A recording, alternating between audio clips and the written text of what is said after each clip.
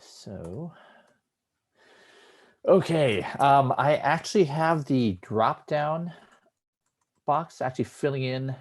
It's got all the values. Very amazed that all those transformations work. So, actually, just to show it to you,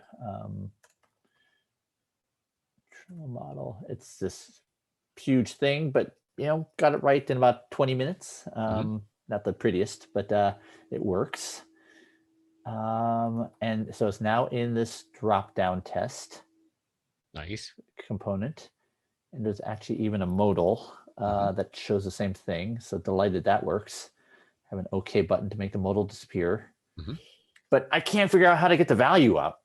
And try to, on change, hooking into that, and that doesn't seem to work. I tried putting into the query, and that's when I decided to call you. Okay, so you're hold on. Yeah. You're saying right here. Whoa, how'd you do that? Wow. I never Zoom has annotate. You go up to view options. And, that's cool. And choose annotate. So you're saying this guy right here. Yep. Isn't getting called. Wait, oh my God, wait a minute. That's not going to work. Well, yeah, that's not going to work in general. But did you double check with the? Oh, and that did there work. You go. Oh, okay, so what? I'm assuming that the option value is going to be in here somewhere. I would log out what it sends you because I don't remember. I think it sends you the raw event and it sends you the value. So I think the first thing is just the value. So I think the second thing is the raw event. But yeah, you could try it.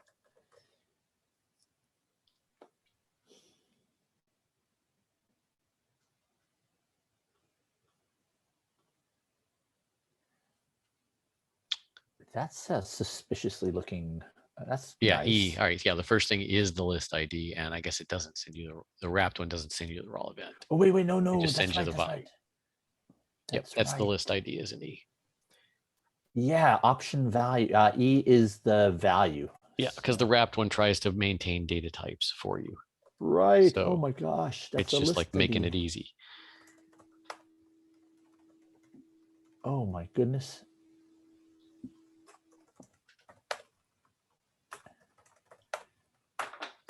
Holy cow.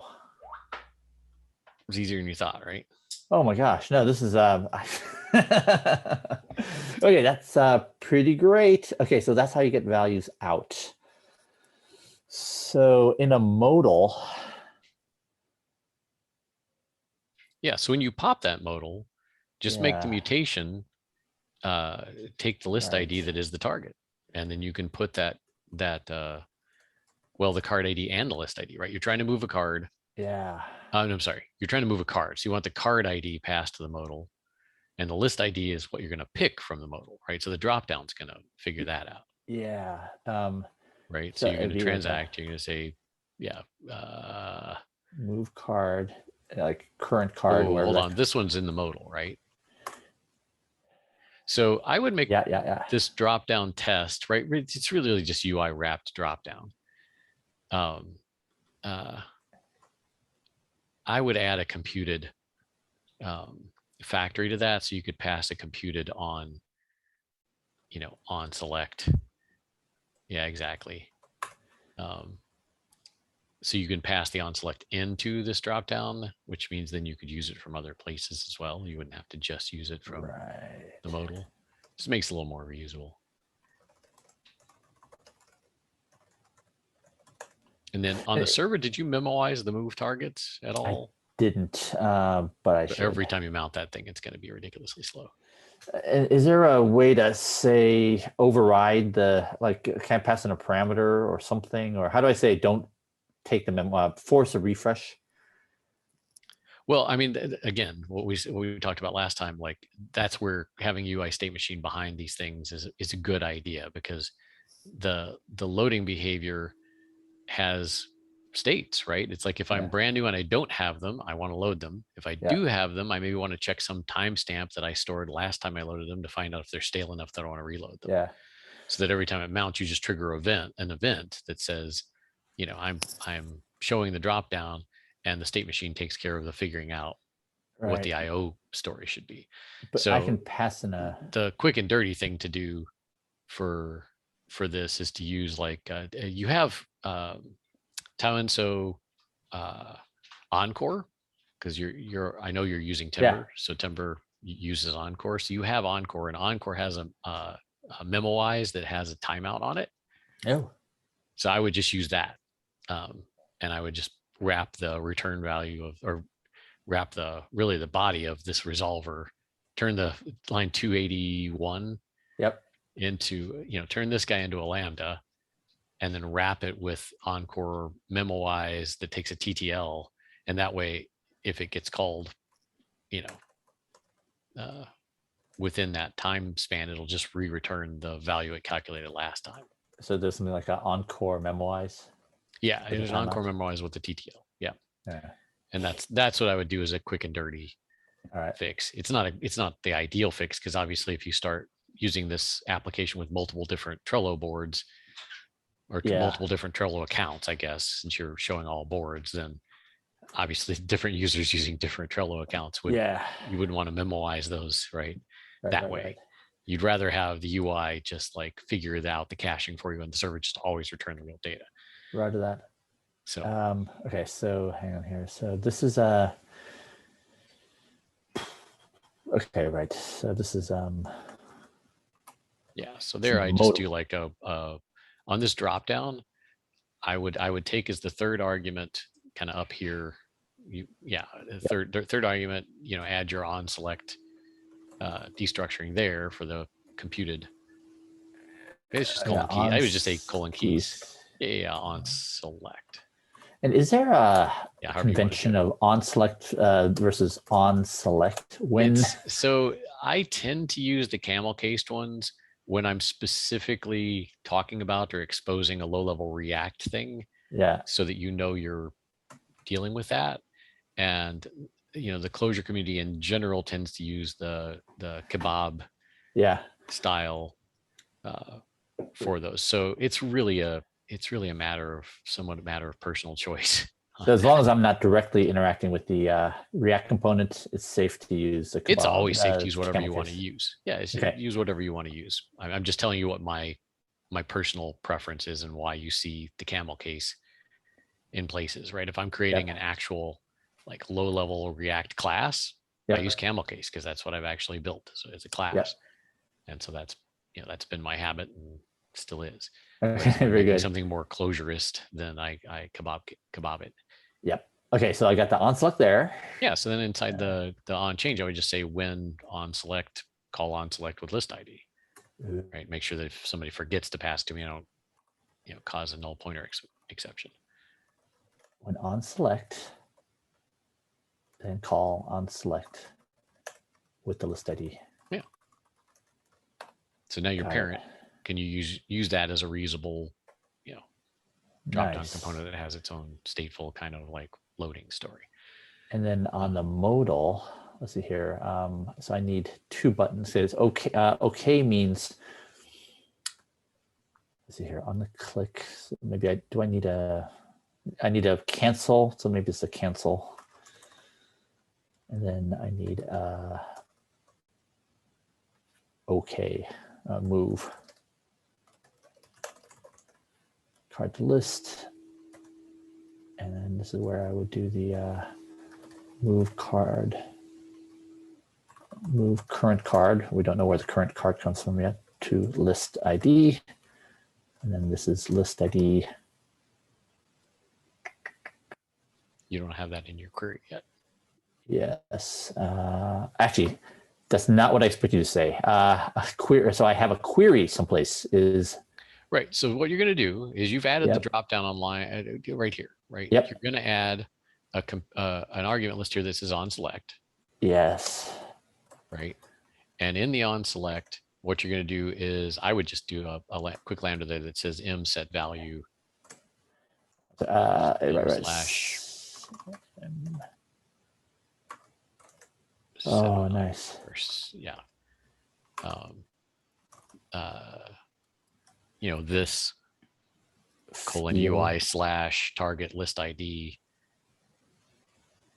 and the value, percent. Oh, hang on. Okay, this, I got that. Yeah. And then hang on. Studying the field. So the field is UI target list ID.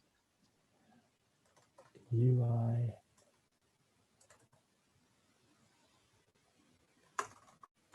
target list ID. Mm-hmm. And space and then percent, right? Yeah. Okay, now on this drop down, Yep. You also want to be passing it the current value, right? So you also need a value destructuring in this computed side, because that's the current value that the user of this drop down has for it. Right. Right. So you now want to pass that down here. Value is target list ID.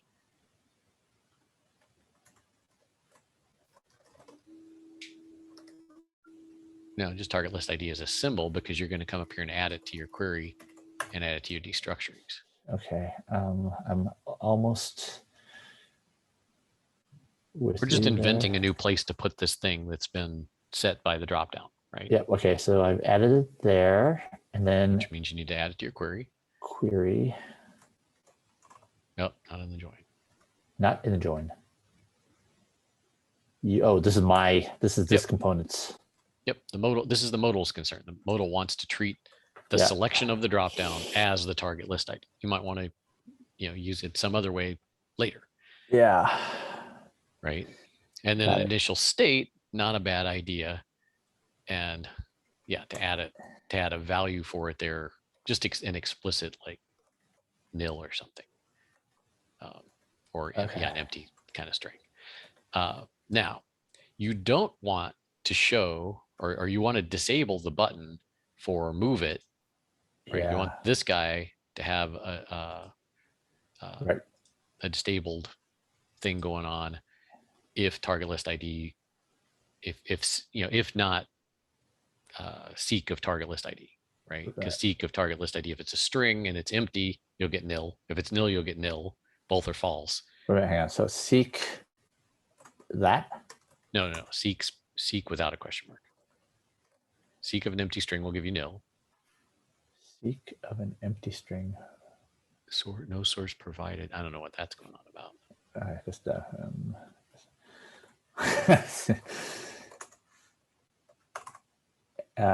Seek of nil will give you nil. Yeah. Okay. Right? Why? So if target list ID isn't set yet, or it's empty, you want false. Yep. Why are you choosing seek instead of, say, string or empty or not empty or something? That is the idiomatic way of testing if a sequence of things is empty or missing altogether. So if you say string question mark, if you say string question mark, it would be false for nil, but it would be true for an empty string. But an empty string isn't valid yet, right?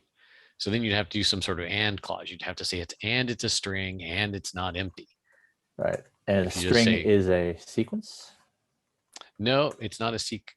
It's not. It doesn't implement iSeek, so seek question mark doesn't give you true. But the thing that converts things to a sequence, which is what SEQ is, it's a thing that converts something to a regular seek. When it'll convert nil to nil, it'll convert a string to a sequence of characters. Got it. Okay. Got it. All right. So make it disabled if, do I use the classes here, or where do I say? I think you can just say, can't you just say colon disabled, not seek target list ID? I think. Disabled. I think that's, if I remember right, I'm a little fuzzy this morning. Yeah. I know, that's good. Seek of target list ID. And that's, it could be enabled or disabled. I can never remember what right. But I mean, it's simple. It's trivial enough to what does it say? List ID on 107. It's oh, you didn't finish the map.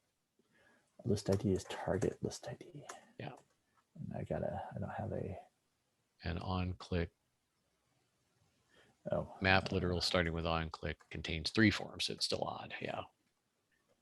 Ah, right. You need to put, and you don't want 2 transact. You want 1 transact that calls 2 mutations. This mutation can go in that sequence. That's why it's a vector. It's a sequence of operations you want to do. I had no idea. Okay, that's great. Get out of here. That's cool. Okay, great. And this is a little bit of a code smell to me. I don't typically say toggle something because, I mean, yeah, it's all right. Yeah. Okay, this goes in. There's 3 things. Oh yeah, you need the card ID, which you will have, right? Card ID. Right, because this mutation should be generic. This should just be move card. Right, the card ID in the place you want to put it. That's right. That can be generic. It doesn't have to be tied at all to the modal. Right. It can just be move card. Right, that's a generic mutation. Yes. Ah, very good. And then you don't need list ID in the name either. It can just be literally move card. Nice. And I'm getting some sort of error. The map literal. 108, probably another one where you've got an odd number of things. 106. On click. Oh, I think. Oops. Oh, all right. And nope. then this move card to list doesn't belong inside the. Yeah, disabled belongs inside it. Like you somehow you got that right stuff, that. kind of indentation and such for your. Yeah, this is. Okay, that's. And then of course move card you renamed without a refactoring. So actually I don't have one of those yet. Oh, you don't? Okay. Let's just duplicate this for now. So if Be careful though, because that's going to toggle comment out though. I guess just put some sort of no op inside of this body so it doesn't toggle it, right? Yeah. Okay. So I toggle a modal. There's now. Okay. Now. Ooh. Oh, the disabled is working. Okay. Oh, look at that. Oh, that's amazing. Now you didn't pass value to the dropdown, so the dropdown doesn't know which one to show. That's why it disappeared when you selected it. Oh, I see. Okay, so move modal, a value, drop down. Right, so you passed it value, but then in here you didn't put value on the wrap drop down, and you didn't destructure it.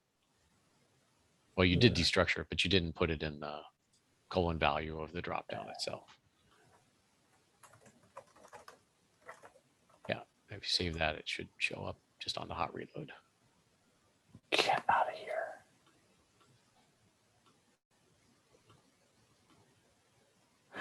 Right. Awesome. And so now if you say move card to list, you should see in the Fulcro inspect transaction. Yeah. When you click on that button, you should see the It'll just make sure I don't have anything. Expect.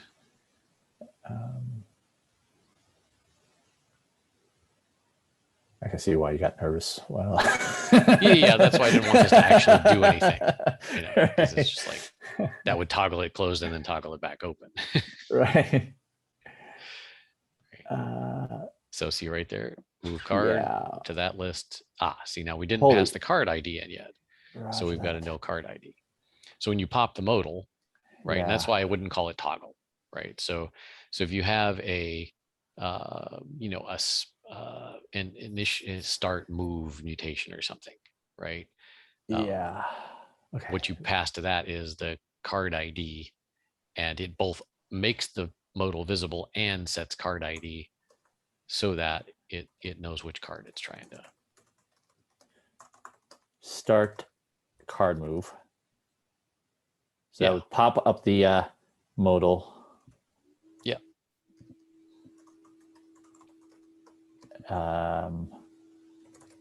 And card move.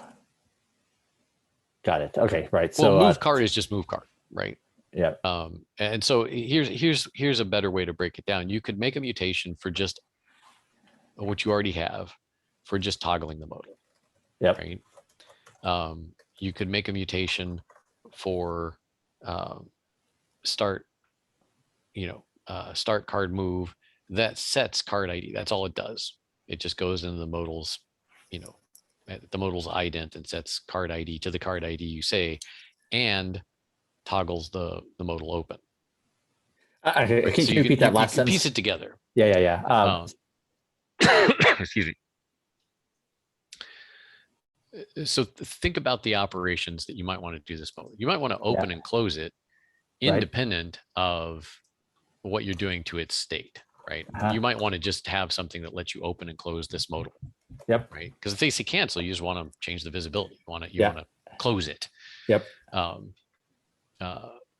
When you want to start this up, you probably want to both set the card ID and open it. So there's two different things to set. Now you could write that as two separate mutations and compose them together into a single transact, right? That sets it and toggles the modal.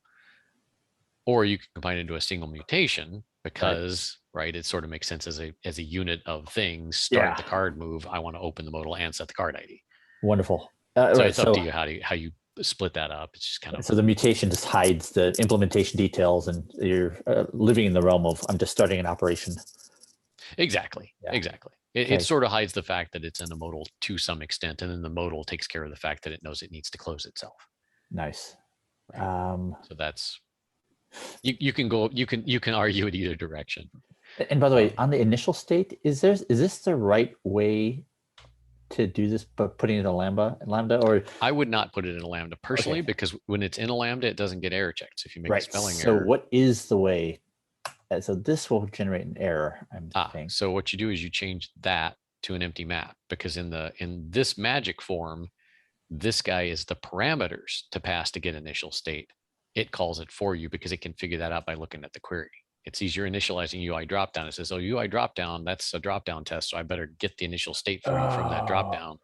But I need the parameters, because get initial state is supposed to have another argument, which is the parameters to pass to that initial state lambda.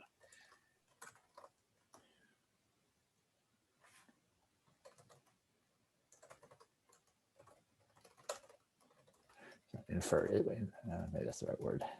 Computed. So that is correct now. We need a map there, an empty map. Empty map. Yep. If the value, the key, the value is this. Okay. Right, that appropriate calls thing. If you turn that into a vector of maps, it'll call get initial state that many times with the different maps that you supply. So for example, if your initial state lambda of the dropdown had an ID parameter, you could pass different IDs to create a sequence of them, and then you have a too many relationship in your initial state. Roger that. Okay. This is great. It's just shorthand. Okay. But yeah, it's calling get initial state for you, and that's the parameter, the second parameter to get initial state. It figures out the first parameter from the query dropdown test. So get rid of all lambda initial. The lambda's handy if you need to actually do some additional logic, like you want to put a let statement in there and do some computation and what have you, call some functions, then you need the lambda. But if you don't use the lambda and you misspell like delete a character out of UI dropdown, you'll get a compiler. Yep. Okay, cool. So I tried to switch it over, but I didn't understand the form here. Okay, great. So where are we? So do we actually have? You didn't set the card ID yet. So that's the thing that needs to happen is when you pop this modal, instead of calling toggle modal to open it, right? You need to go to the card and pass the card ID as you open it. So right now you've got this toggle modal thing that doesn't know what card you're talking about. Interesting. And by the way, I guess I do need to memoize here. Crap out of that. Yeah, you're beating the crap out of the server for that. It's not that bad. It's not as bad as yesterday. Okay. In fact, you know what? Let's just change that now. Yeah, it's easy enough to do. I'd literally put a pound sign in front of let, right? Just make that a lambda.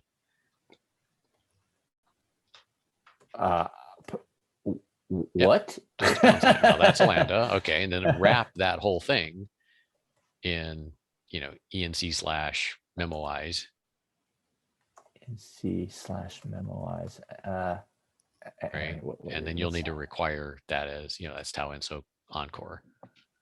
And then I don't remember the argument order for the TTL. I don't remember if the TTL comes first or last, but we can look at the doc string. So you're saying it's somewhere in here, there's an encore. It's tau and so encore. It's this. Yeah, exactly. Okay. Thank you, Peter. Yeah. And then if you look at the doc string on that, it has multiple argument lists, and the first, it's first. So, and that's in milliseconds. So put like, I don't know, 100,000 or something in there, 300,000, 5 minutes, right?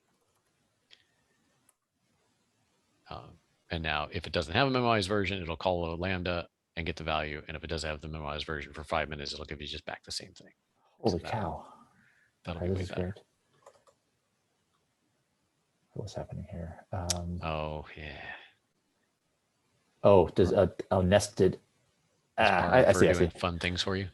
No, I think it's just. No. No, it's a nested pound lambda. So how is it a nested pound? Oh, inside there's a net. I see. I missed that. Yeah. So that's okay. Yep. Get out of here. Will that work? Oh, that's yeah, amazing. That'll work. So you restart your server.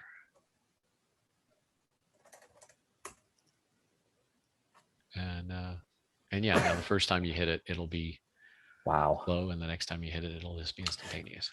And I can also pass an input to say, sure, you could pass a parameter to say I've got not an input. Override it would be force. Yeah, it would be in the env under the AST query params, but just while I have you on, so it would be something like force load env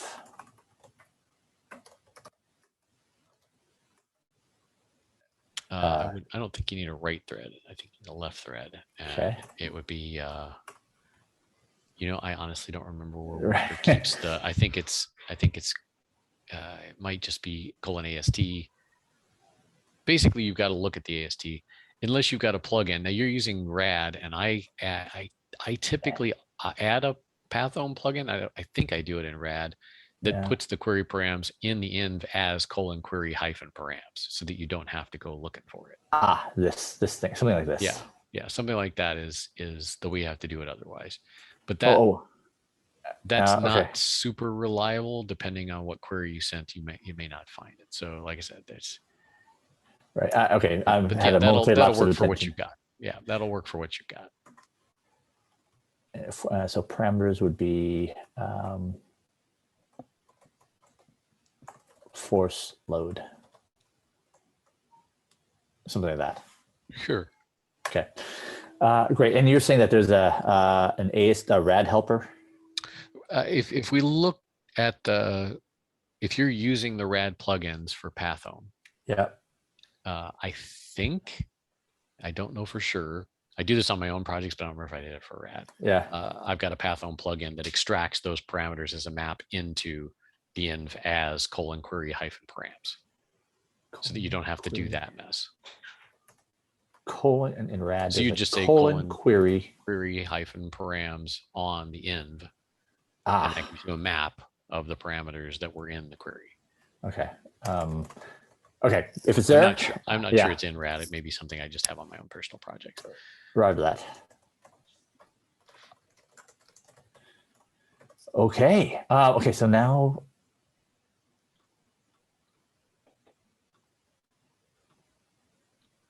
Nope, that's not what I wanted. Well, yeah, you're going to have to go to the, what?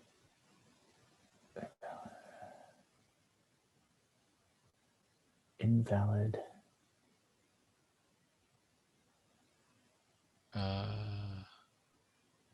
Memoize. Oh, that's a function. Sorry. You've got to def that outside. That returns a function. You haven't called it. So you'd want to move that to how is that going to work? Because you're closing over it. You might, crud. Sorry, Oh, this wait a isn't minute. trivial. This is, I forgot you're actually using arguments that are coming in or not. No. Oh, okay. Then this will just be like calculate move targets or get move targets. Yeah, whatever. Yeah. And then call that in your resolver here. Right. Yeah. Instead of that whole memoize mess. Sorry. That's, like I said, my brain's not completely functioning yet. No, it's good. It's good. It's good. So, Okay, yeah, just kill this whole thing. You don't need any of this. Don't need that either. Yep. So just call your get thing you just named. Fetch. Yeah, that's it. Get out of here. So now restart it. And that'll fix it. So we should see it calculated there.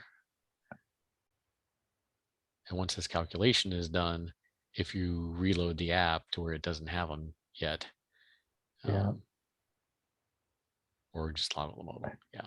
Okay. Okay. Just no. Let's test that. Super. Okay. Great. Amazing. Okay. So the modal. Okay. So where does the card ID come in? Well, you're gonna click on a board, right? And that's going to give you a list of lists or whatever. And then you're going to go from there into the cards. Right. Right. That's where you're going to want this move button, which will call the mutation to toggle the modal and set the card ID. Right. Okay. So where's,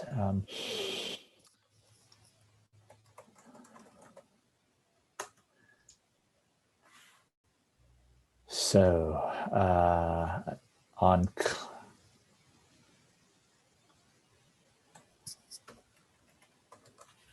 I don't think I've written that yet.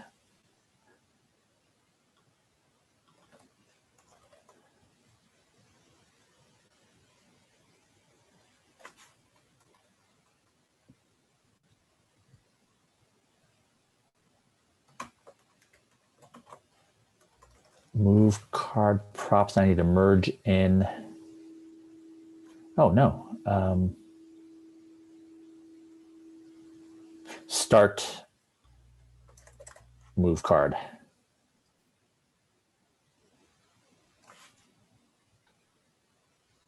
And we'll hand it the props, which gives us the card ID. Yeah, I guess that's okay. Yeah. I mean, it's passing it more than it needs, but that's okay. That's actually, I think I would prefer explicit. So card ID is ID of props. Okay. Didn't you already have that destructured? Yes. Oh, nice, Tony. Okay. You need to make that guy. And then do you want, yeah, so you're going to have that guy both put the card ID on the modal at its ident and toggle it. Open. Yeah. Standby. So I am still working through kind of organization. So I have all my mutations right now in, I just stuck them in the same form.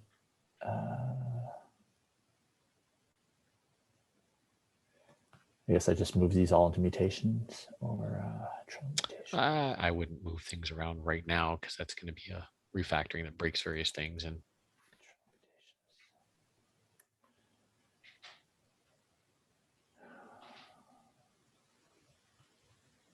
find a simple one here.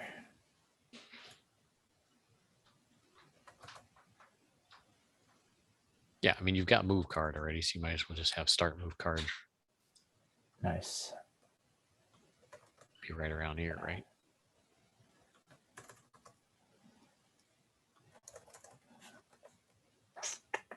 Yep. And then you need your card ID. That comes from params. Yep. Wait. As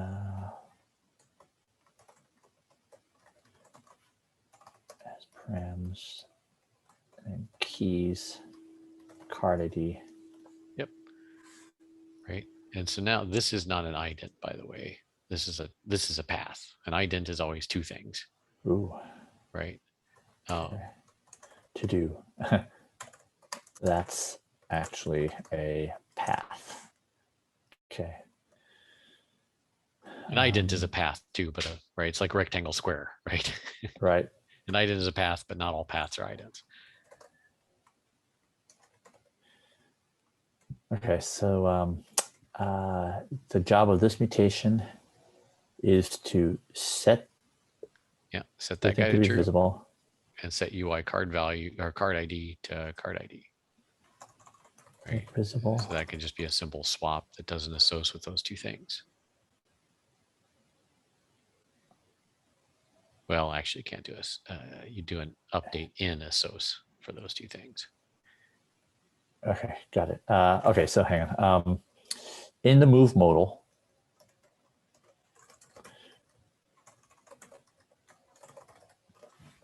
set visible true and card ID.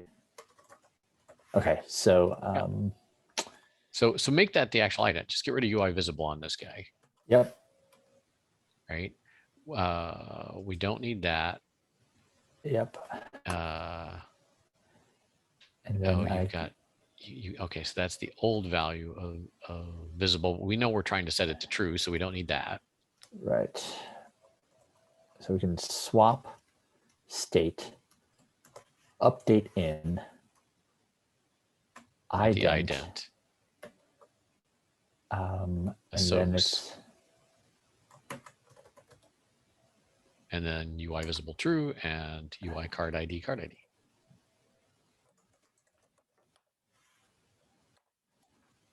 No, keep staying there. Just fixing up my yeah. No. You don't need another one.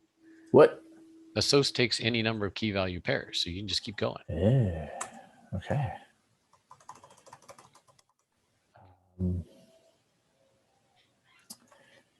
UI is it card ID? Just card ID, yeah. Card ID. Yep. And you can get rid of your nil and your other swap.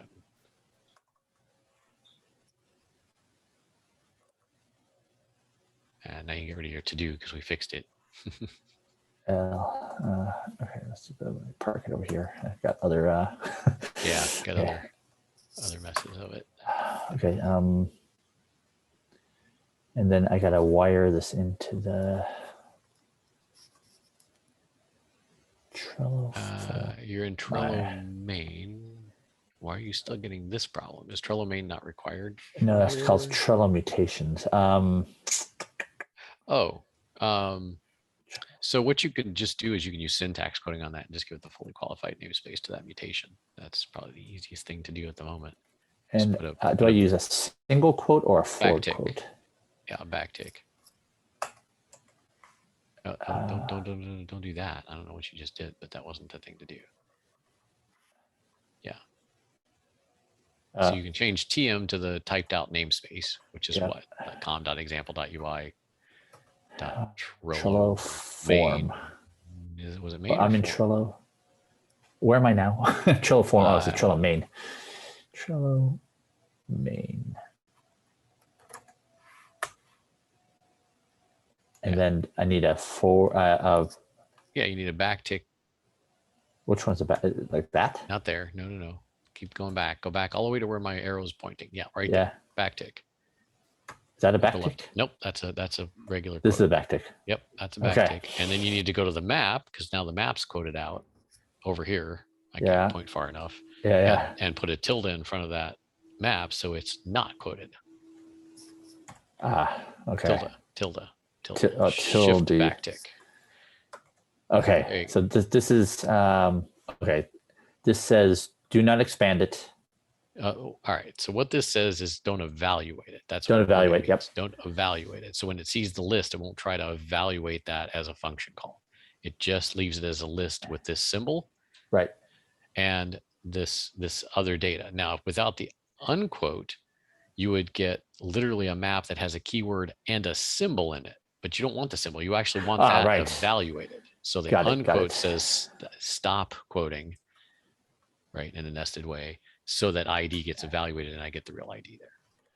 So syntax coding is something you should definitely understand in Clojure. It's really important. Like the thing I was working on when you called me, I was using syntax coding. And it wasn't a macro. It was actually a datomic query. I was using syntax coding because I was assembling one by hand and programmatically. So it's just a super handy thing to understand how to do. And it's not that hard. So this is called syntax quoting. Yep. And then the tilde unquotes. Yep. Forcing within form to the be syntax eval. coding. Yep. Yeah. Yep. Okay. Simple as that. So transact always does that. When you def a mutation, it actually makes a function. Well, it actually makes a data type that responds to function calls by returning that data structure you just made by quoting. That's interesting. So So yeah, if you go into like a closure script REPL and call one of those mutations just as if it were a function, it will return itself as a data structure. It'll return a list with the symbol, with the parameters. And that wasn't that way prior to Fulcro 3, I think. Fulcro 2 and before, you had the syntax code. Nice. I think I saw that in docs. And so when I do things like this will return a... You could actually use a syntax code there. Syntax coding expands symbols. That's the other thing that it does. And syntax coding supports unquoting. Because I noticed literal coding like that does not support unquote. So right. And so I was a little bit surprised that I actually had to deref it. And so deref. So the reason why I ask, you actually should not have to deref config. Yeah. Otherwise, if that's a def state. Oh yeah. Sorry. Well, no. Otherwise, what? Well, otherwise, it's I get an error saying I passed in a var.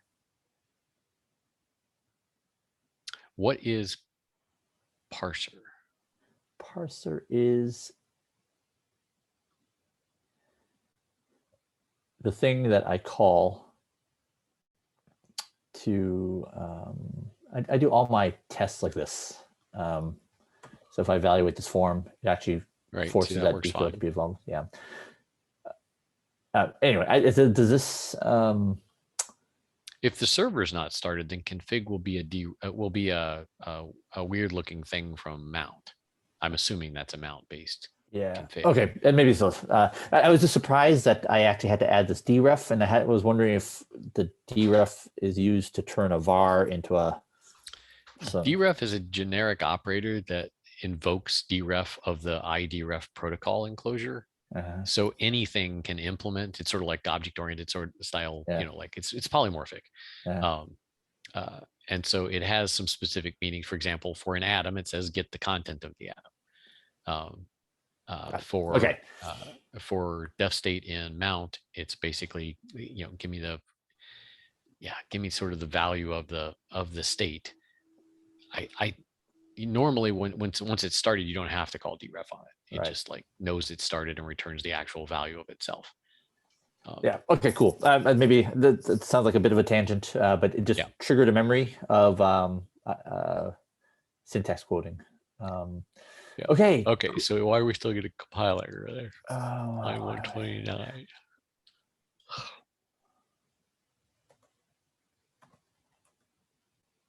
Oh, I speak. I didn't save. Okay. So no, this can't work really.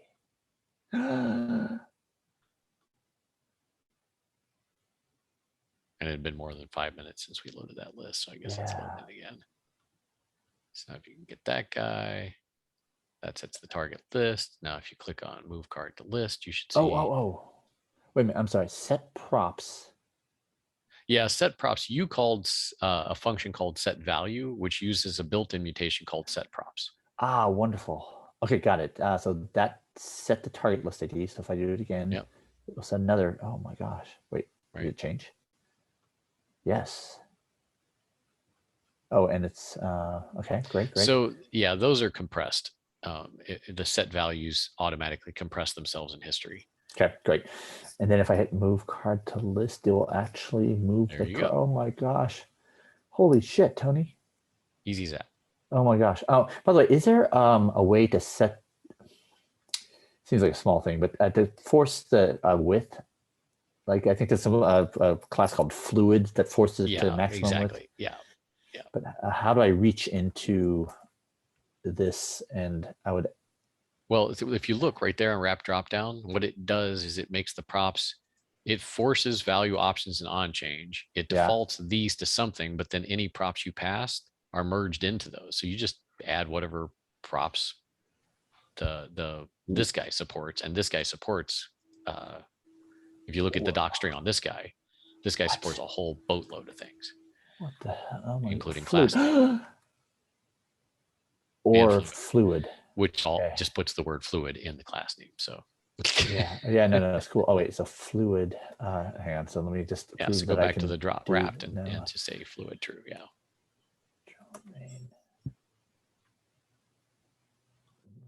Oh no, it's here. You're kidding me. I can just go fluid true. Is that the right drop down? I think so, right? That's this drop down is not the same drop down as what you were showing it earlier. Wait. Oh no, it worked. Okay. No. Yeah, oh maybe got more CSS fun. But anyway. Yeah. Wow. Okay, wait. So that means if I could toggle 30 minutes to modal, write the app, 4 days to make it look right. It's I'll tell you an aha moment for me is, I think what Fulcro is showing me is that, so what you said is true, but it does, your opinionated approach to this takes away a lot of the other stuff, so you're just focusing on just the weird idiosyncratic stuff of the UI.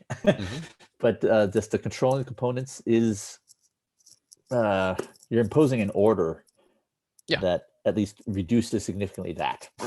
So, holy cow. Okay, I almost can't believe it.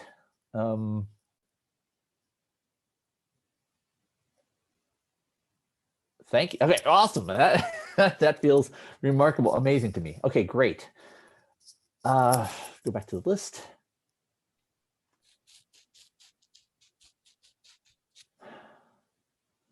Get the value of the dropdown control. We tied into the modal. Holy shit, we understood an initial value. Okay. Did the CSS refreshes work? No, but like I said, I think that only works if you're serving from the dev server of Shadow, which I'll worry about that later. If I were ambitious, I would say, can we write the well, let's do that. And then let's call it an amazing day. This is I got a big smile on my face. We talked through kind of how we would write a RAD treatment of this cards. So yeah, just the cards list as a right. But did you go ahead and do those base things like defining the attributes? And I mean, it's a decent amount of typing. Yeah. Let's see. I bet in 20 minutes we can do it. But I just got to think through, how do I wire it in? So let me just look at a RAD report is a stateful component. Right. So the account forms has one that has a parameter. It's like the customer, I think it is, isn't it? Or no, it's invoices. Sorry, invoice. Which one has it? Invoice for account 101. Yeah, that guy's a demo of passing parameters. So it would be in invoices. Yeah. Okay, so I'm going to, how about, should I just copy this whole thing? Hold on, let's just hold on a second. So 101. Control layout, activate new account, scroll up a little bit. It's been so long since I wrote this, I don't remember. Yeah. Account invoices, there's the report right there, right? So this has, the query account invoices, right? So that's the invented prop that I made for this particular report, right? Okay. That's the entry point, but that entry point expects there to be a parameter. And so I added a control called account ID, which is type UUID, is local, labeled account, but I didn't give it a control layout. So it doesn't actually show that parameter as a control up here in the top of the UI, which is what you want in this particular case as well. Right. Actually, right? So if I And so it's the same sort of pattern. And then if you go looking for usages of account invoices, you'll see where this menu item, this invoices menu item, which will just be in the main menu, right? Right here where I pass the parameter, and that's it. Awesome. Right. So simply routing to that report, it runs on mount. It will auto install these parameters into the parameter section of the report for you. Roger. And then the query on the server will have an AST param, in your case called board ID, I guess. List ID, yeah. Or list ID, right? So you'll pass the list ID to it, so it can it'll send the query for list all cards. Yep. With a list ID as a parameter, so your list all cards will take no input, but it'll expect in the AST there will be a parameter called list ID. Okay, let's do this. Okay, I'm feeling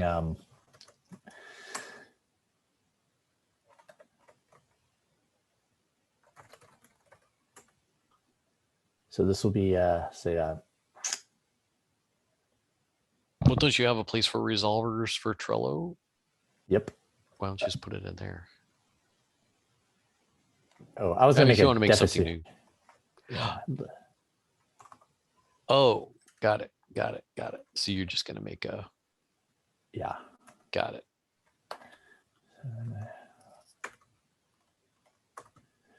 All right. So I'm going to copy the account invoices report. Invoices. Yep. I mean, you can get rid of the rest of everything else.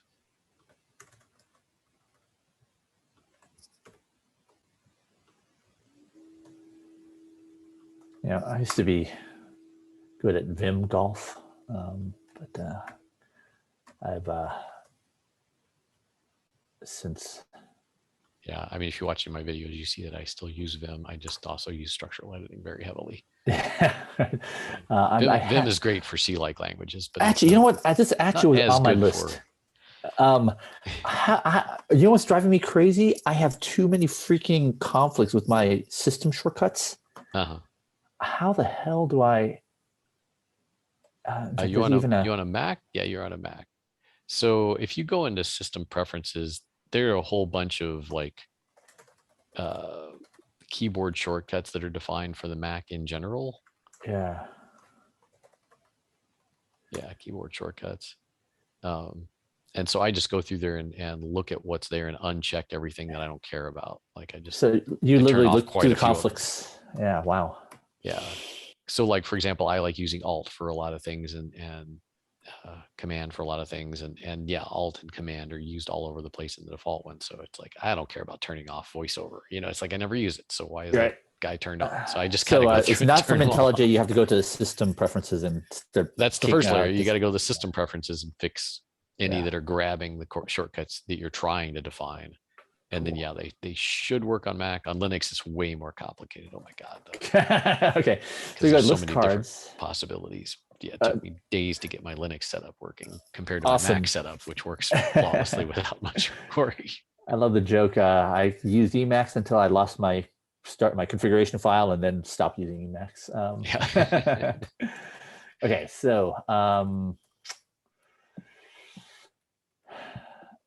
okay. So this is made up.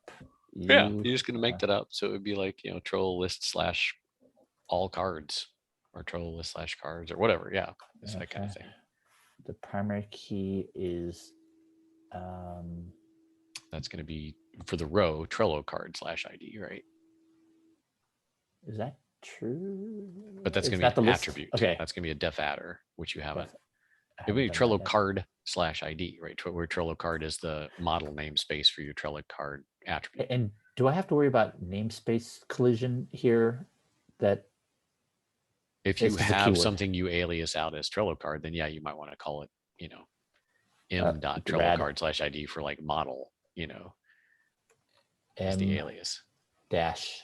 M dot is what I typically, whatever you want to do. Okay, got it. Okay, so because I would say like, require blah, blah, blah, model rad Trello card as m.trello-card. M.trello-card. Okay. Yeah, that's just a convention I use, but whatever. Yep. And then card name. Yep. And let's just stick with that. Yep. And then the column headings, you can probably just put in the attribute itself.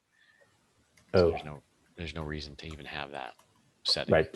I can comment to holding out, right? You just hold it. And then no form link. Yep. And then the controls, you'll want to have a Trello list ID, right? Is the priority you want. Trello No, list this would ID. actually be colon Trello. This is a keyword. It's not an attribute. Okay. It's a keyword. Right. Okay. And that's probably a string. Yes. Say type string. It's local. You don't need a label for it because it's not going to be rendered.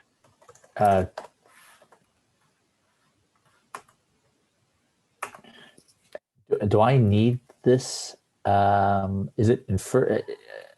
Oh, I see. It's a keyword, not an attribute. Correct. Okay.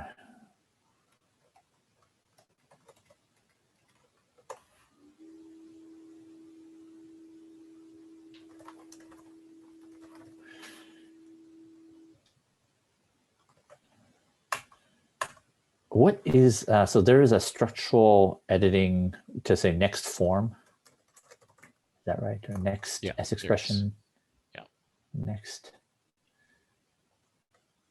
What is it called? Next S expression? Next. It could be forward. Structural movement. Yeah, I just click on it. Once you find the general area, you can just single click on it in that dialog you were just in, and then clear the search, and it'll leave your cursor on that spot. Wait. So what? Click on move forward into S expression. Click right here. Oh. And then no, not double click, single click. Oh, I did. Okay. Single click. Oh, you're not in preferences. I thought you went into preferences. Sorry. Are you saying this is how I'm saying if you wanted to set a shortcut for it or something. Yeah. Or find the shortcut for it. Right. Forward. Okay, got it. Okay, so anyway, we'll get there. This is great. Actually, another thing off the list, Tony. Okay, so now I got to make the attributes for this, right? So trello-list-report. So so now you'd probably go into model. Common example model. You'd make your Trello CLJC file. And I copied invoices, Trello list, and you need a Trello card, and okay, right, you need those various. I guess you really only need one def adder because you only have one column. So well, two because you need the ID as well. Yep. Okay, this is not going to be bad. So this is it's a model. Trello card is the one you need. Got. Yeah.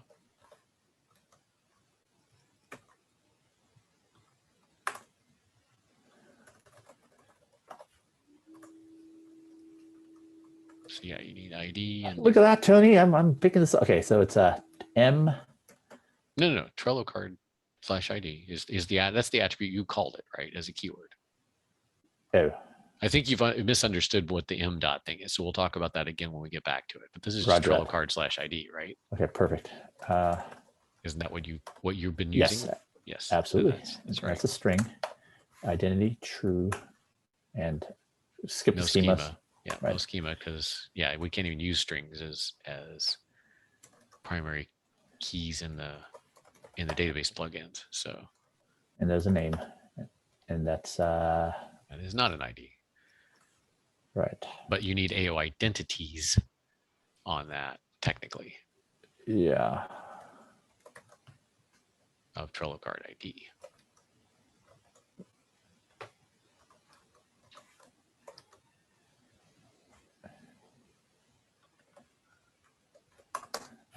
Is Trello card ID. Yep. Now you have to get rid of the rest of them except for the final thing that defs the list of them. Yep.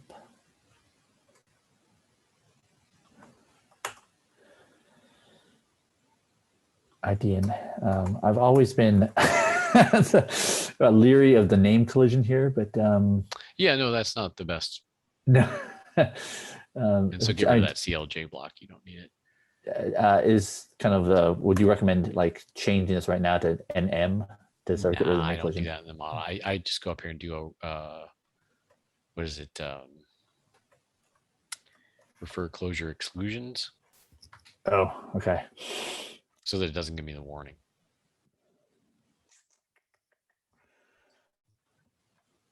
You know what? Yeah, so you go above the require, Okay. not in the require. You open a list and you say : refer closure. Refer closure. Yeah, the second one, space, : exclusions. I think it's exclusions. Yeah, and then a vector and say name. And that's it. Cool. So basically it says don't use name from closure core. It just, All right. That wasn't so bad. We got the attributes and the name. Okay, so we've now defined the model. We have a report. Now we need. oh, it's exclude, not exclusions. Exclude. Yeah. All right. I assumed you just looked that up as opposed to. I did. I just okay. glanced. I Wonderful. couldn't remember because there's another one that's. I think there's another one where you use exclusions. The namespace macro is a crazy, crazy tangled mess of fun. Yeah. Okay. So now we just need a. So now we have a stateful component. Right. So now go back to the place where we were doing the m.invoice thing that you were yes struggling with, and in here you're going to say, common example, model, trello-card. Yep. And you asked me about the name conflict, and so I said I would make that m.trello-card. m.trello-card. And that's why I was using m.trello-card down here. Got it. Right. So that way Trello-card is your other one, and m.trello-card is like model Trello-card, right? So you can kind of semantically keep the two separate. Okay. Without having to type quite so much. Tony, so I would love to park this new component right here on top of. It's just a component, ListCards, right? Yeah, right. So I now have this thing. Let's look at what we've got. We got the row primary key. We got the row columns.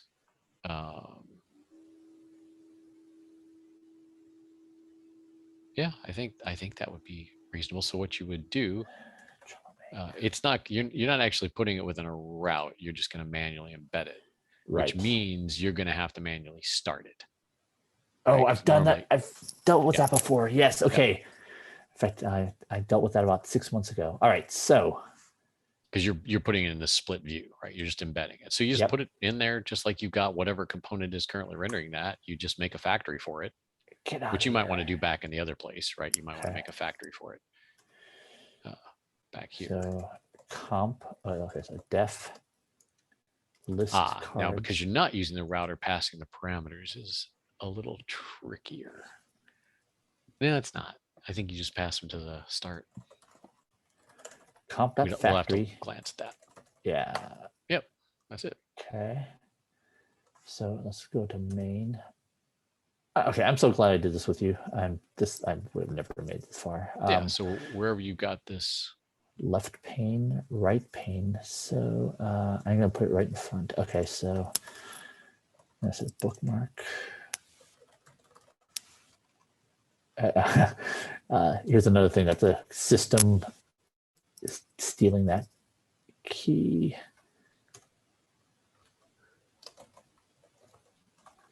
As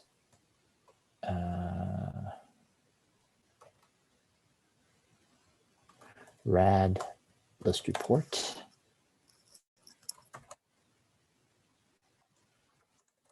RAD list report. Now you've got to compose this guy into your query, into your initial state. Oh, okay. Got into it. Your props destructuring so that you can pass its props there. Okay. Let me see how far this is going to expose my. All right. So I can query first.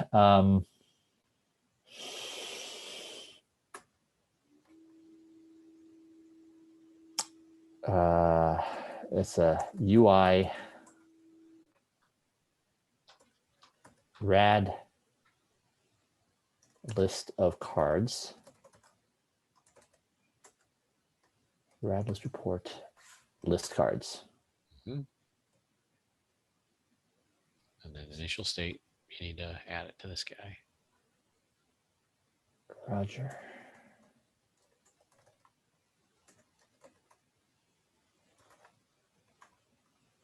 And all of these, by the way, are supposed to have a map as their next argument for parameters. Roger that. The closure script tolerates an arity mismatch like that and just passes nil for the remainder because the underlying platform does that.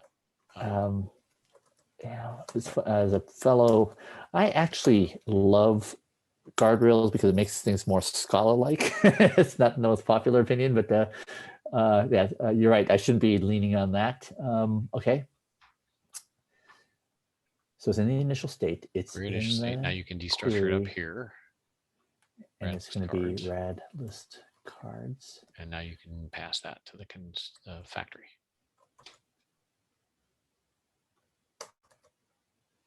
Now, the problem is, I need to feed in the parameter. Well, you're going to have to reload the UI to get that initial state, but you see it's already rendering. No way. That's okay. Right. And but we need to feed in that parameter, right?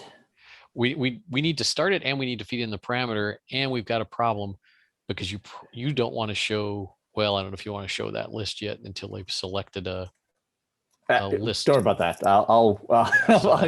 There's a bit more to it, but yes. So when you select the list on the left, yeah, you're going to want to start the machine in that. Okay, so let's just hard code this for now. Okay, so you could put that in your component in mount then, so that when it mounts, you just start the state machine on that guy. Hold on, I've got. Okay. I've got some messages coming in for me from.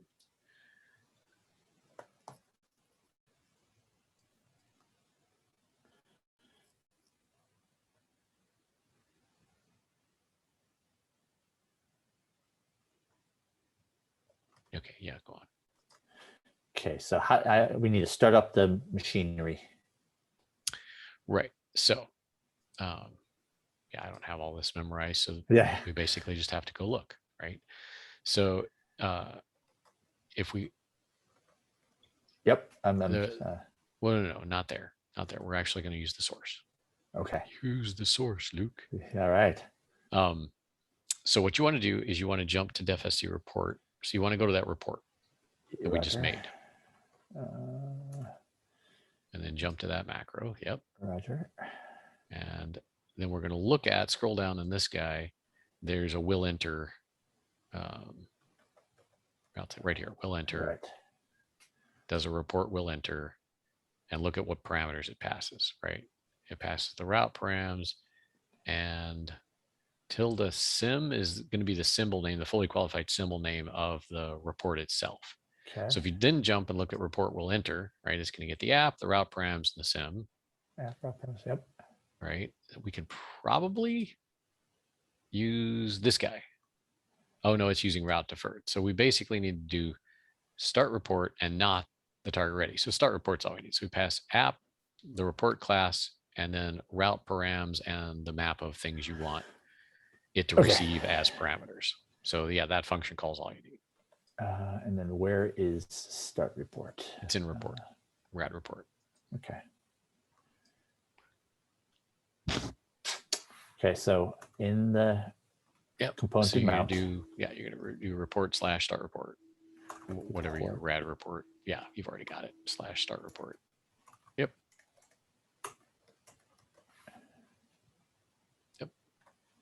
The app, which you can get from this, you can say, no, you have to, no, you can't. I don't think you can do that. You might be able to do that. I didn't say whether it's an app-ish or just an app. I said it's an app. If it needs to be the app, then that'd be different, but let's try it. Okay. And then that'll be the Trello list cards or whatever, TR, yeah, exactly. Cards. Okay, and then route params, and then that stays route params, but then the route params that you pass is a map that says, whatever the parameter we said we wanted, list Trello list / ID or whatever. Oh, that goes in the route parameters. Yeah, that goes right there. Okay, stand by. So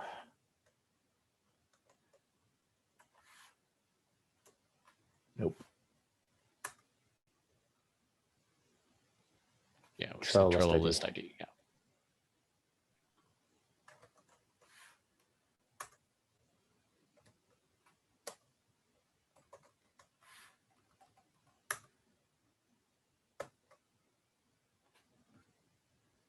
Now, of course, you don't have the resolver yet to resolve that list of cards, or do you? Well, you must, because you've got list of cards over there. What is your resolver currently for that? Yes. Because that's all we need to name. We should Wait, just be able to this. Okay, so hang on. I got. Right, but you must already have that because you've got a list of cards over here on the right. Right, stand by. It's. You must already have a resolver for that. It's Trello cards. That takes a Trello ID. No, that's as an input Trello list ID. The output is Trello list / cards. So yeah, you want Trello list / cards. Trello list / cards. Yep. And will Pathom accept I don't think it'll accept a parameter as a required input. Oh, so should I take this? I would.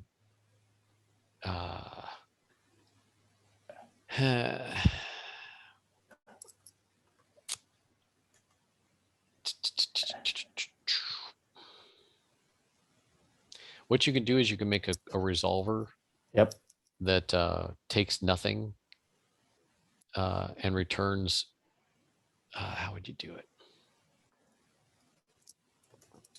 Actually, can I just repeat back what I've heard so far? Yes. So Trello cards takes as a input parameter. Right, which means that you'd have to do an ident-based query to query for that, and that's not what the report is going to do. The report's going to do a keyword-based query, and it's going to pass the value in its controls as parameters. Yeah. Right, so the parameters are going to come in on the AST. Okay. Without, I don't think, I know Pathom doesn't by default, and I think you can get it to do it with a plugin, but it won't use parameters as inputs. Got it. Resolvers. So you can't use this resolver to resolve the thing we're trying to resolve. What we need is basically the body of this resolver. Because the Trello list ID is the thing that should come in as a parameter. So it's almost identical to what you've got. But the input needs to be empty and the output needs to be some different keyword than Trello list cards, because you don't want it to be confused with this one. Right. Yep. Okay, I think I'm tracking about 70%. So yeah, just here's the mechanics of it. Copy that resolver. Yep. Paste it right below it. Rename it, for RAD report. Yeah. And can I do the same trick that I did before, which is just manually call the parser? Manually call the parser. What I mean by that is I see. Yes, you can actually. Okay. So what you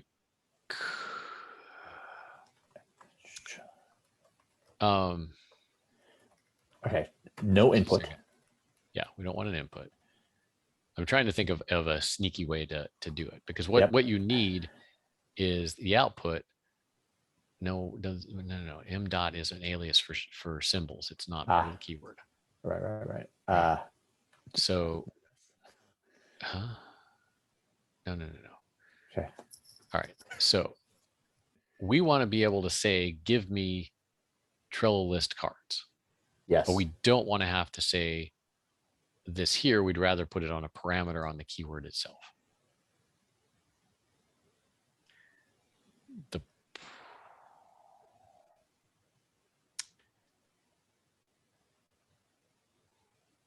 I'd rather, just for safety's sake, say Trello list all cards is the output. Like, get rid of Trello list ID altogether. Yeah. So raise this. No, don't raise it. Just kill the that, because we're going to return Trello list all cards. Okay. And I mean, ideally, I know you're trying to keep a n+1 query from happening here, because this will get them all. Right. Okay. Yeah. So we can go ahead and say, yeah, this guy's going to output everything. But now from env, Yep. you're going to pull those AST params. Got it.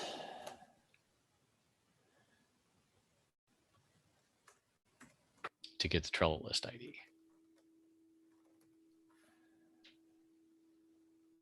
That one, yeah. So instead of search query. Yeah, I think we said Trello list/ID, right? I mean, I try not to alias things, right? So if that keyword stands for a fact in the universe, that keyword should always stand for that fact in the universe. Okay.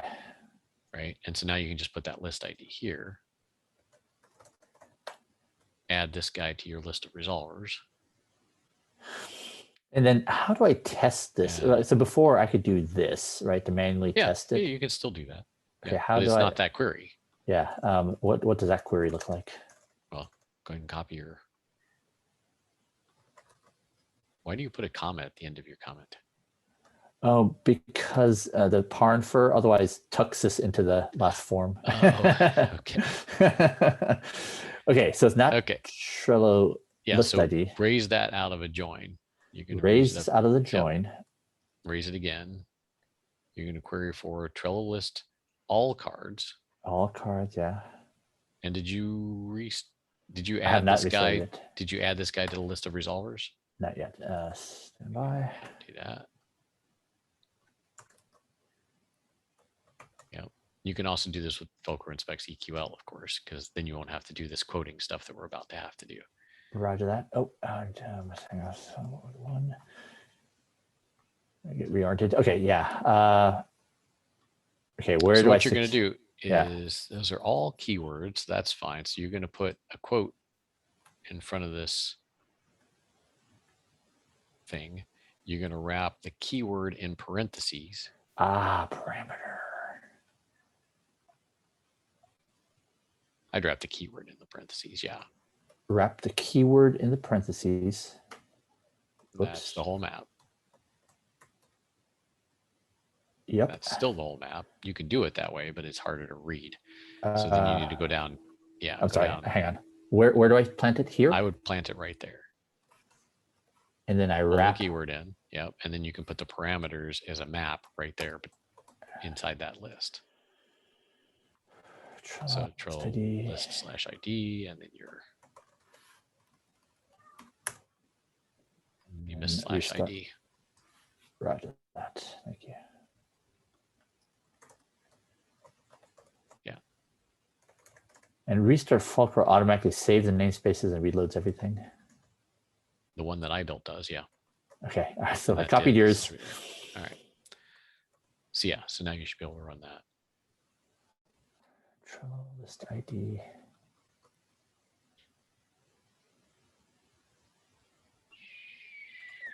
Yeah, why don't you log? Yeah, exactly.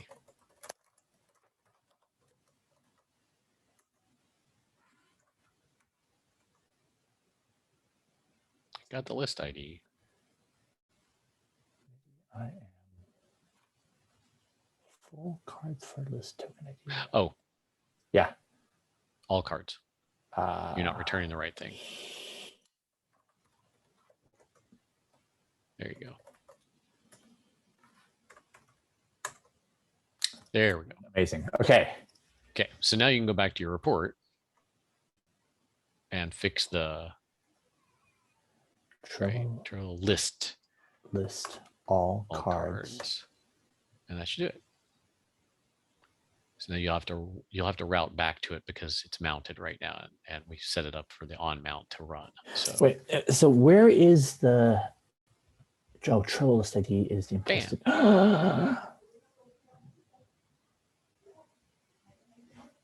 Awesome. Unfreaking believable. That is great. Just got to have the resolver. Easy.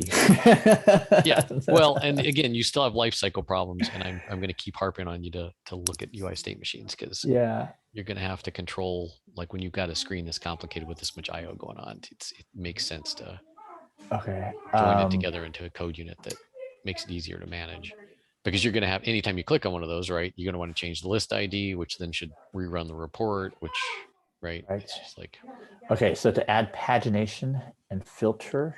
ro/paginate true, filtering's ro an additional paginate parameter. Yep. True. Yep. And then ro page size tells it how big to make how many things to put on a page. I'm sorry. And then the filter. Filtering is row visible. Row visible.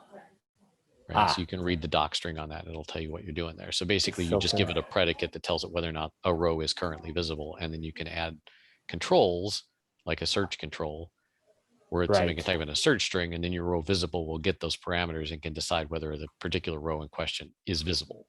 So right. that's how okay. So filter, sort. Okay. And those will come through the columns. Right. Sort, you have to set the sort columns that you want to be sortable and what the initial sort order is. So that's like ro/sort something or another. I think it's initial sort params or.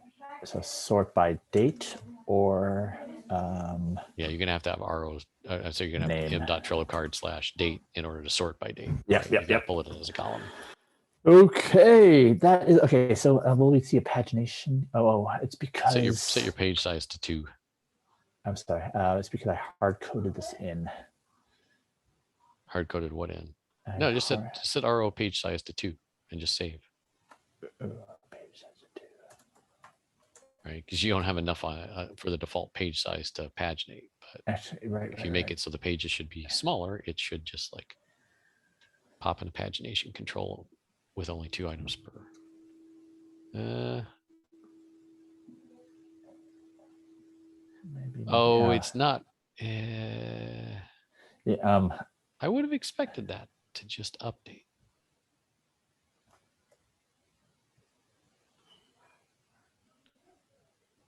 Reload it so it restarts the report.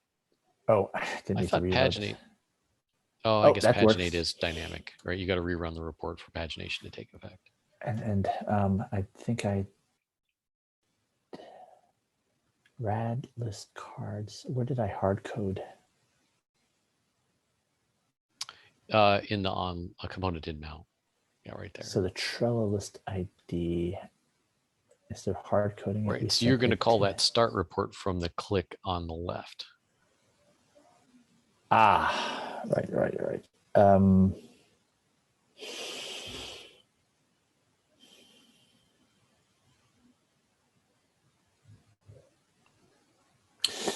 So every time I change the list ID, you're going to start the report. You're going to have to restart the report. Yeah. And I think start report, I think it sends an update event to cause it to refresh, even if it's already mounted. I think. Yeah. I mean, I wrote RAD to be integrated with routing, so I don't usually use it this way. I mean, it's designed to be able to be used this way, but I don't know what I did, to be honest. Right.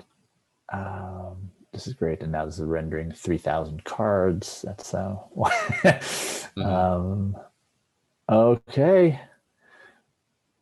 So if can I do this?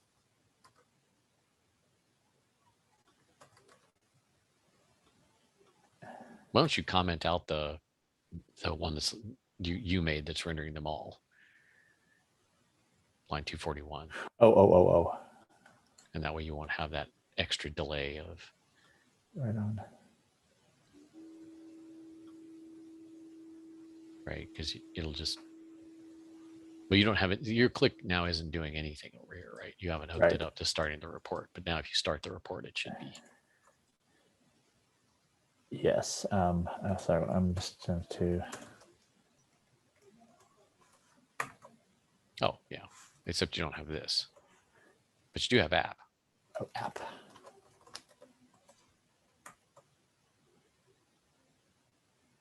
Will that work? Is that the old list ID or the one it's on or a new one? No, that's E1. That should have. And it's not changing it here. So start report. Let's go glance at start report and see what it does.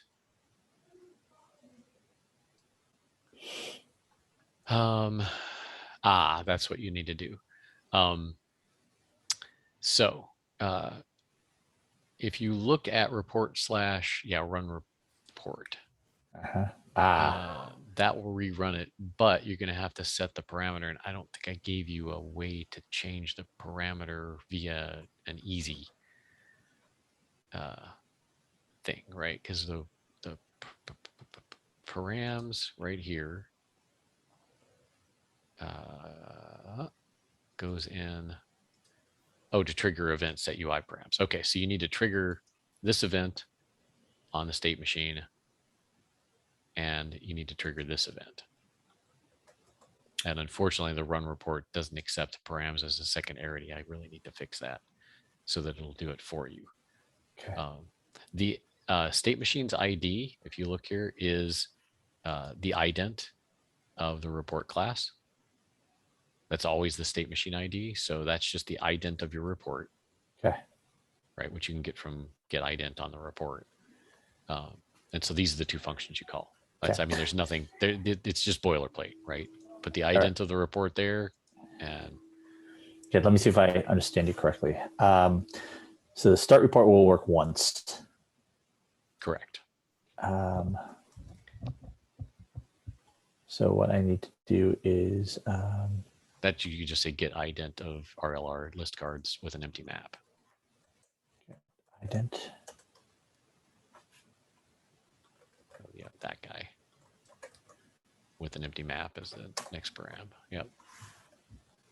And that runs it, but you also want to do, you don't want the filter, you want the set UI params was the other event you want to set. Event set UI params. Yeah, and go then, back and look at the source. But no, it won't be route params. It'll just be that guy. Start report expects to be called from a router, so it expects to get router params. Got it. So, but I would go look at the source code we were just looking at and make sure that's the right. This is right. Yeah. Okay. Got it. I don't remember off the top of my head. Oh, set UI params. You want? Yeah, you want that. Yeah, got it. And yeah, so you want to put those under colon params. Right. Because Okay. options is just like a list of all the options that are being passed.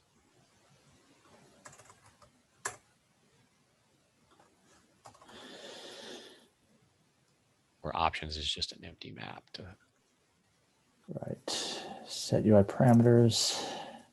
Yeah, so just make a map that says params and what you want to send. Part of that.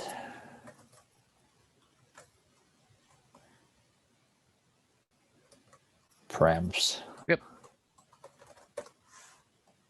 Exactly. Oops. Event run. You don't have UISM resolved in this namespace. You'd have to do a require at the top for UISM. Roger that. UISM.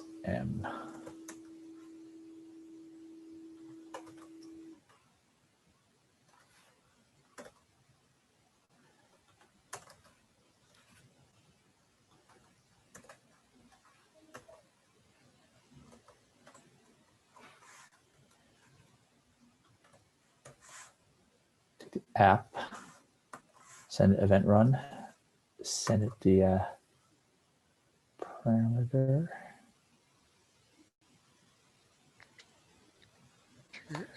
Kind of looking for this to change. Yeah, exactly. So the AE should have changed when you triggered the look at Fulcro inspects transactions tab. Let's make sure it's getting it. Clear that. Okay. Run the trigger. No, yeah, that one. Yeah. I don't see a transact happening. Are we sure that Rebel's hooked up to the right tab of the application? You've got two tabs loaded. I think you're accidentally connecting to that guy. You know, I was wondering about that because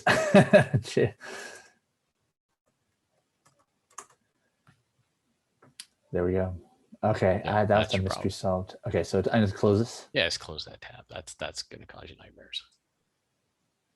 And then do that again.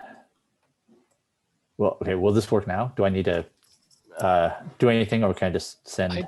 Try it. See what happens. Okay, so Well, set UI params first. You should always set the UI params first because you want that param changed before you run it. And you should see it update. And if it doesn't update, we're still not connected, right? So do I restart the REPL or do I restart the go to the shadows tab. Oh, I don't do that. Oh, you don't. I would just restart the REPL. It's trivial and fast.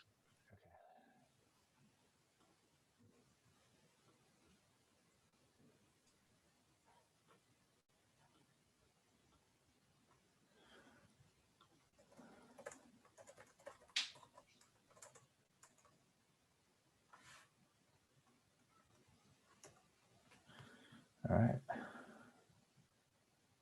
Set the state first.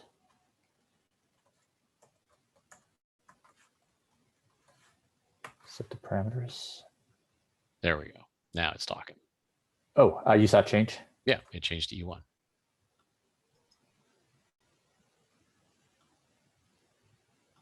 I'll do that. And then run the report.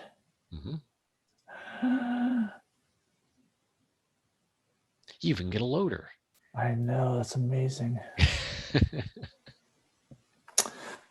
Okay. And now if you tune the page size will dynamically update on the fly. You don't have to do anything to mess with that. It's turning paginate on or off, I think, that requires it to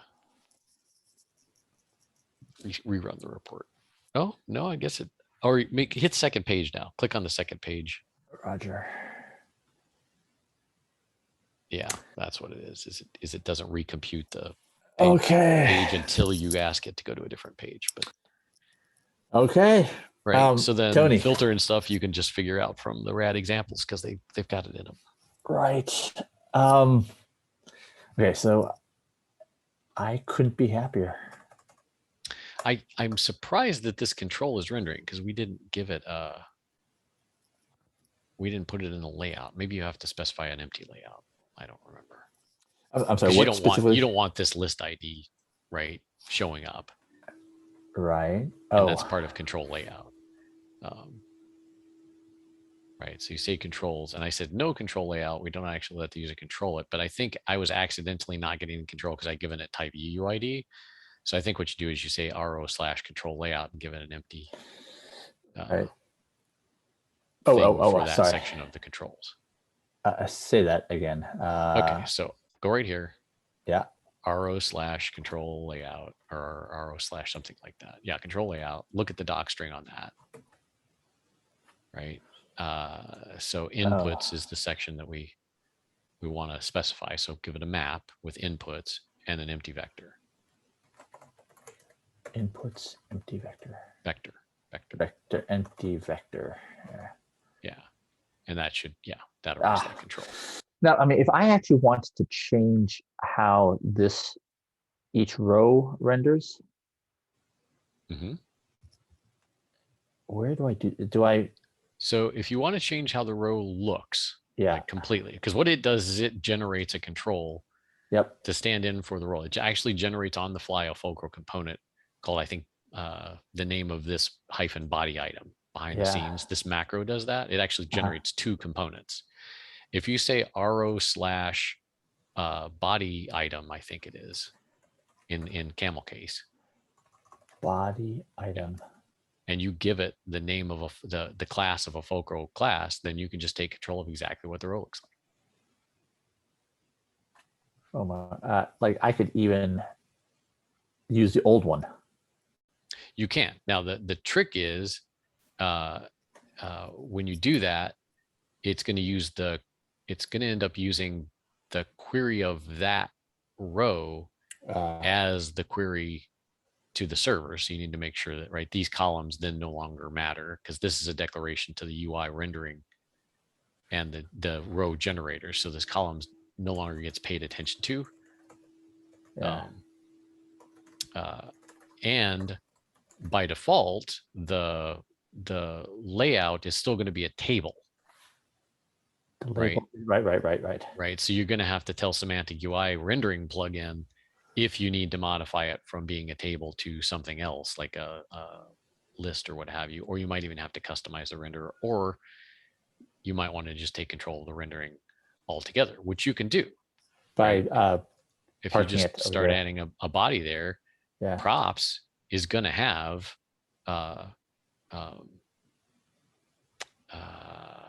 let's see now, what are the, I forget, if you look in Fulcro inspect at the database, Yeah.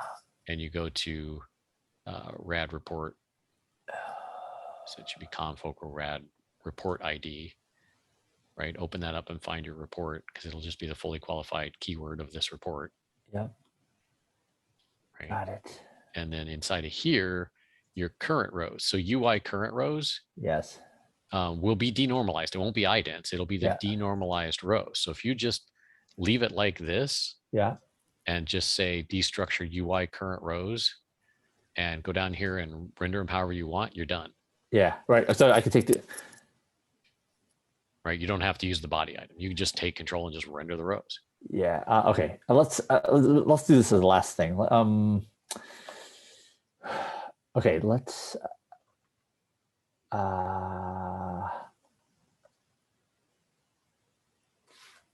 Okay. So what I have in mind is currently we have a Trello. Is it main? Trello main.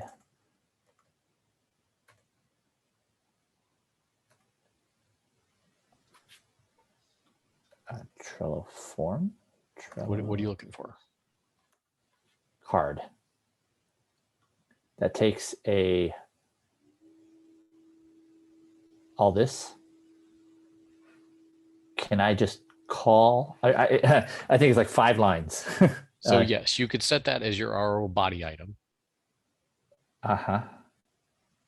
Okay. Right. You could do that. Yep. And then the problem is it's going to embed those divs in the table. Right. So even though you've embedded it as the body item, that just gets the query. Yep. You still have to take control of the rendering to get that to lay out right, because the wrapper around the rows is going to be a table. You're going to have, But I can go in here. Absolutely. And call UI card.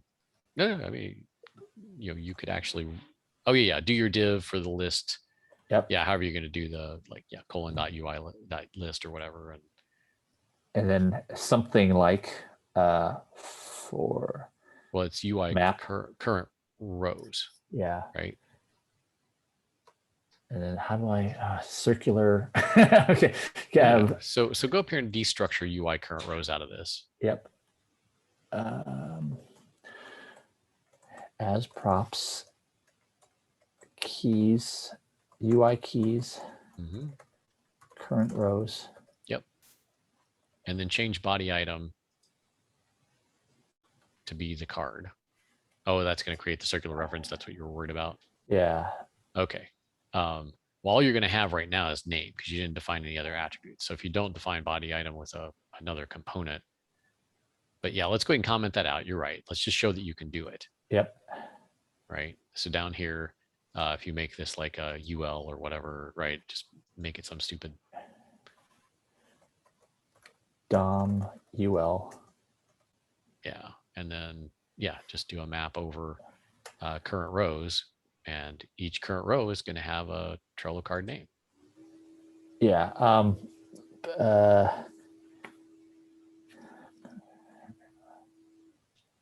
Like a DOM LI, just like. Actually, I know this is... Sure, you could do that. Why not?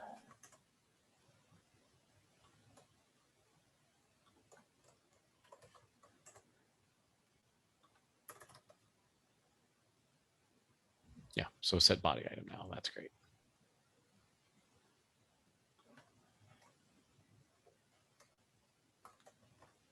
Right. So now that will stand in for the subquery, which will get you all of the details you want. Right. And now you can just do a you need to map over the card still. I do. Okay. Required namespace DOM servers. Oh, did you paste in a require into a CLJS file or something that? Or did you mess up a paren somewhere? Oh, yeah. This is a CLJ file. You can't put this in the CLJ at the top. Oh, That's CLJ only. That's why it's complaining. okay. I'm almost with you. So I have the conditional. Yeah, you have to do the conditional for the DOM, which you can copy from some of these other places because right there. Yeah. DOM. Yeah, right there, in fact.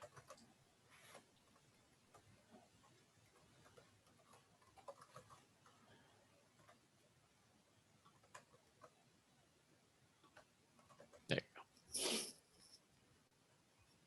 go. Whoa. Okay, so that's without changing the body. Right. Yeah. So it's wrapping that in a table, which is going to screw with, it's going to mess with the CSS and the format and what have you. But yeah, that's basically how you do it.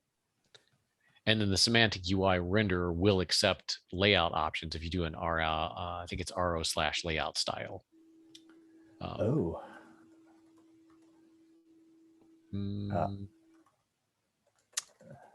Column style? No, it's not column styles.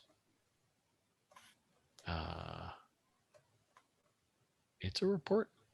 Oh, or is it a semantic UI option?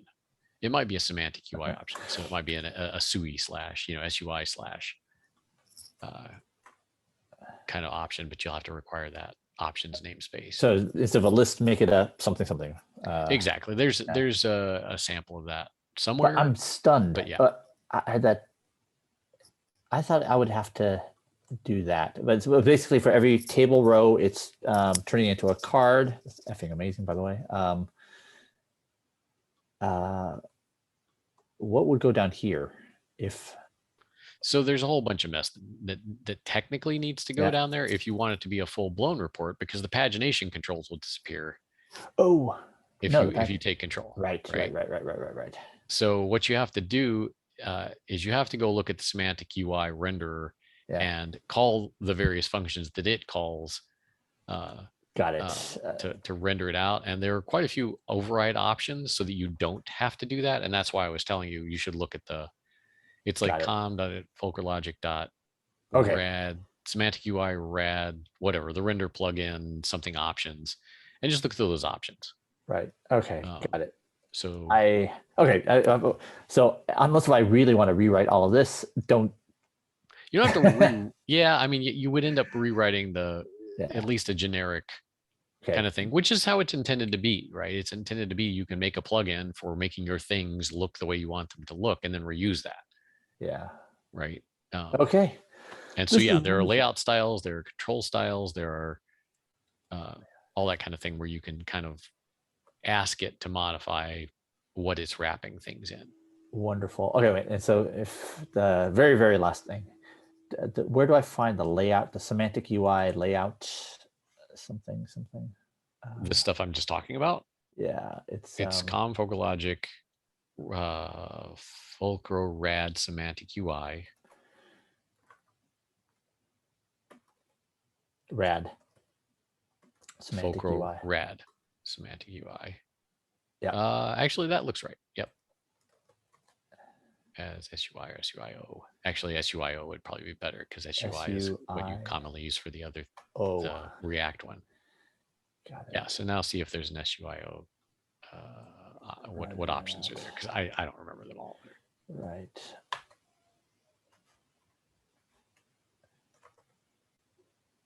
Layout class. Layout class. No, I think you want style. There's some sort of style. Style. Hold on. Let me just look at the source because this is silly. I mean, typically the way I figured this out, just so you know. Yeah. Right. So there's report table class, et cetera, et cetera. Where did you jump? You jumped into SUIO. SUIO. Okay, you jumped into the options. Yep. Why is that not showing in your source? Oh, scroll to the shoot. Is this you don't have it turned on in navigate? I'm surprised you don't see this in the project pane on the left. Oh, right. Over here, it would be nice if you were seeing this file. Oh, you don't have it following. If you go into this thing, you can I would love that. You can tell it to follow. Where is it at? They keep moving it. Always select open file. Yeah, I think that might be it. They renamed it. Okay. So now if you switch files, Yeah. Nice. yeah, then it auto jumps. All right. I've So, always wanted that. jump back to the options. So what I do is I go to the all controls. So if you open this guy up, This guy up. yeah, there's an all semantic UI controls. This is the map that you can expand to define your own bits. So if you look, there's a thing that says RAD report, row style to row layout, RAD report style to layout, right? So there's a table and a list. Got it. So if you can set the report style, maybe it's just called style. Okay. Right. So this guy is where these two are defined. Yep. And go back to your component now. Now that I know I just called it style. Yep. Try RO style. RO style? Yeah. No. Layout? No. Darn it. Yeah, so I would jump back to that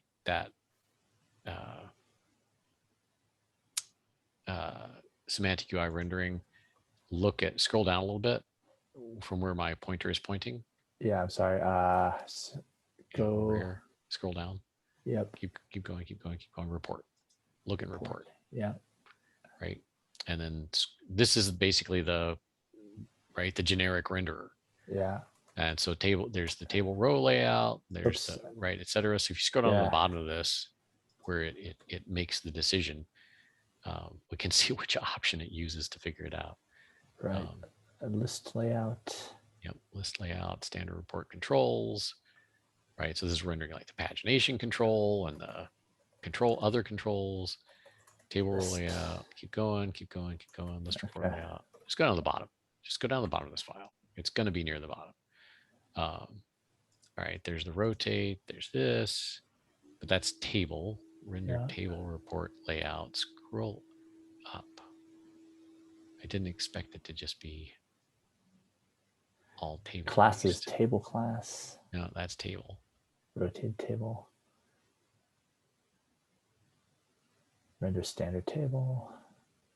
List report.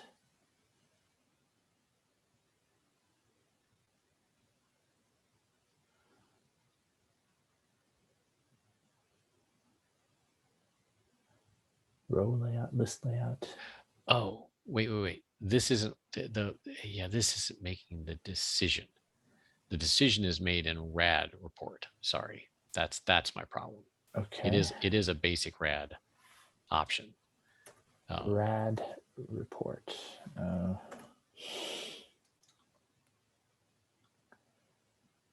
There we go. Render layout right there. Right. Oh, right. Yep. So it's looking for layout style. Did I not make an option called layout style? It's a report layout style. So it should be RO layout style.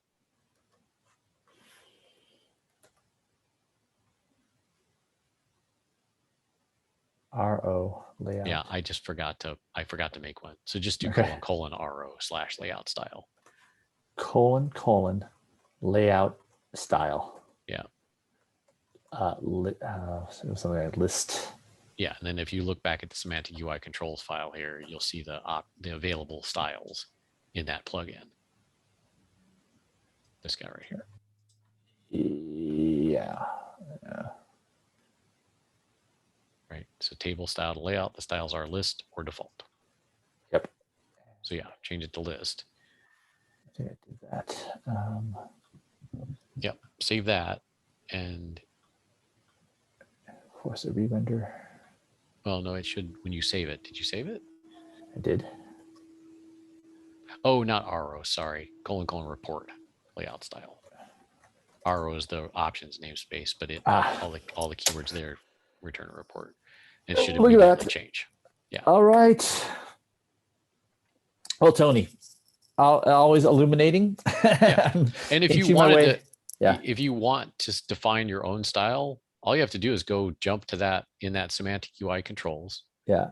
jump to the definition of this list function that's there and just ape that with a new name. Yeah. And you can assign that when you install the semantic UI controls, you can just associate that into the map as an additional style. Oh, wait. Say that again. That is Right. just, It's saying. so right here. This map is what you install. Yeah. When you say install controls, you install this map. If you associate in this keyword and then your own style with a function that does basically what this function does, but does it however you want it to do, yeah, then you've just defined a new style that you can reuse in all of your reports. Perfect. Make a new map with something associated in. You don't have to make a new map. If you go to your main in your CLJS, yeah, where you start this up, you install this map, this whole big map as the control definitions for the renderer. So you'll take that existing map and you'll associate into it to add your styles or controls or whatever that you can then use by setting these styles. Like right here. Yeah, just literally wrap that guy with an assoc in. Okay. And your function, and you've just added a style or a control type or whatever to the rendering support. Wonderful.